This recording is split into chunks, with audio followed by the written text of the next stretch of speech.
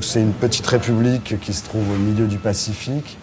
Et dans cet article dans le Guardian, ils expliquaient que le président de Anaté Tong venait d'acheter des terres sur les îles Fidji pour faire transporter sa population. Outre la première interrogation, c'est genre comment ça, quelle population? Donc on se renseigne, on voit que c'est plus de 100 000 personnes qui habitent sur un petit haricot, c'est-à-dire un lagon qui doit faire même pas la taille de l'île Dieu. Donc un tout petit truc sur une surface d'eau qui fait la taille de l'Europe. Donc les plus proches voisins, c'est Los Angeles à 10-11 heures d'avion et de l'autre côté Fidji à 7-8 heures d'avion. Donc il y a une espèce de truc où personne n'en a rien à foutre de ces gens-là, c'est normal puisqu'ils sont au bout du monde.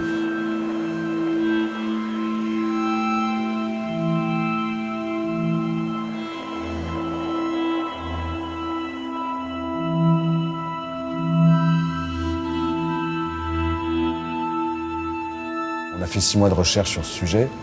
Et alors, il y a plein de choses qui sont intéressantes. Outre le fait, le phénomène d'ennoiement d'une île qui coule, c'est dû à plusieurs choses. Donc, il y a le réchauffement climatique, évidemment. Il y a donc les progrès qu'on aurait pu faire et qu'ils avaient déjà dénoncés en 2007 sur la baisse des gaz à effet de serre. Il y a le réchauffement des eaux qui fait que l'acidité des océans fait que ça bouffe le corail, etc. Bon.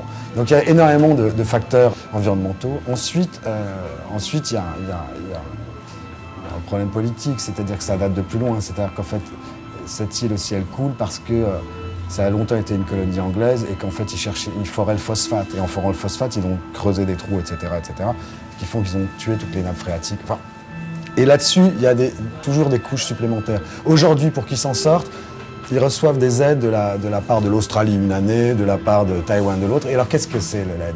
Donc, c'est de l'aide effectivement en termes d'argent. Donc, ça leur permet d'acheter de la nourriture qu'ils peuvent plus cultiver aux Chinois, donc des boîtes de conserve dégueulasses, etc. Et en contrepartie, ils doivent accepter de donner le projet de la route à construire. Donc, il y a une route centrale là-bas qui est parfaitement bétonnée, machin chouette, au lieu de planter des mangroves pour faire des digues naturelles, etc. Donc, si tu veux, on ajoute toujours une couche destructrice sur la couche d'avant.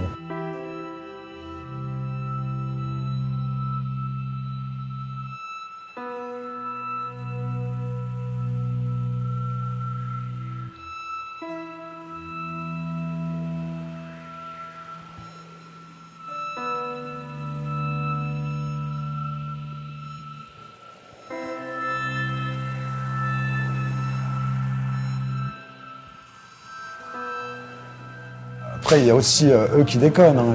Je veux dire, là-bas, tu bois ton coca, tu jettes ta canette par terre. Et franchement, au bout de 2 mois là-bas, je faisais la même chose, quoi.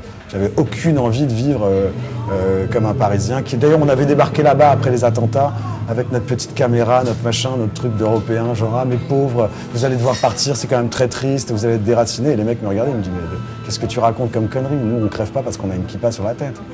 Parce que donc, ils étaient au courant de ce qui se passe chez nous.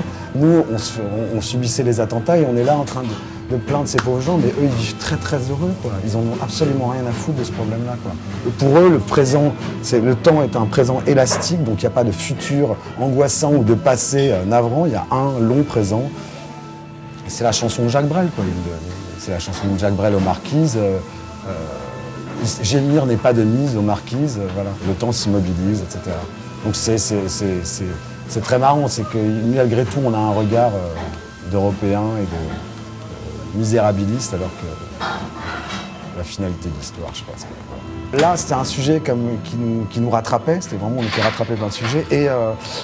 Et donc, je te dis, j'avais écrit, j'avais pensé, je m'étais dit même comment il fallait filmer, comment il fallait photographier, etc. Et puis, finalement, je me suis retrouvé vis-à-vis d'autre chose. J'ai filmé autre chose, j'ai tourné autrement, j'ai photographié autrement, j'ai enregistré autrement. Et je suis revenu avec quasiment l'inverse de mon idée.